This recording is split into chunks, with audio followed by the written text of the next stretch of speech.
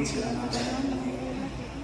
Pagkatao mo Diyos sa gasa ngayong ipamit ka na labinaan sa matag panimalay ngayong umutugod, pinaagi sa paghatag o pahalunan kung mga inahan na may kumaon, mapugingon, mapinanggaon, kanunay gayong nagtagad sa ilang mga anak, kapikas, o sa tanang miyembro sa ilang panimalay.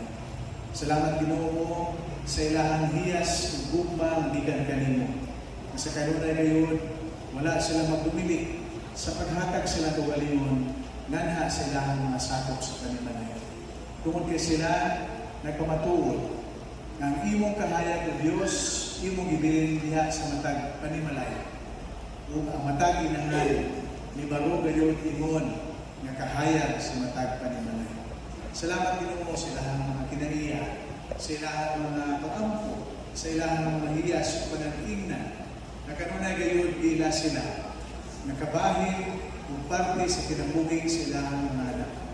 Matag anak, nagsalamin gayon o Diyos kanunay, sa kinabuging sa ilahang mga inahan. Ug among giampo maliming espesyal na adlaw sa pagdedikar sa ilahang mga kinabuhi, ikaw magadugang pa silang tugma sa ilahang kahibalo, sa ilahang pagsabot o pag-ilag, sa dako kayong bili o katuyuan silang kinabuhi o Diyos. Nilang itumala, tungod niya ang paginahan o Diyos, wala kanyang pinutuban.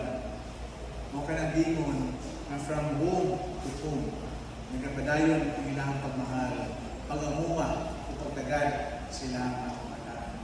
Naot, inausap o Diyos, hanggang na makita sila mga kinabuhi, aron sila magpadayon sa pagdumala ng mga kakuhan na malipayon, matahong umanyag ang ilang pagpunta ng Diyos.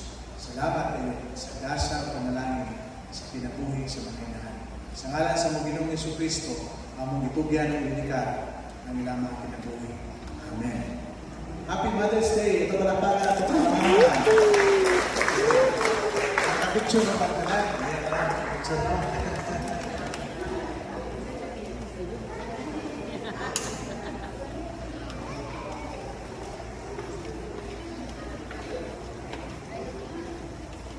Nagtuo kita sa Diyos sa kaamayan o pagkamatao.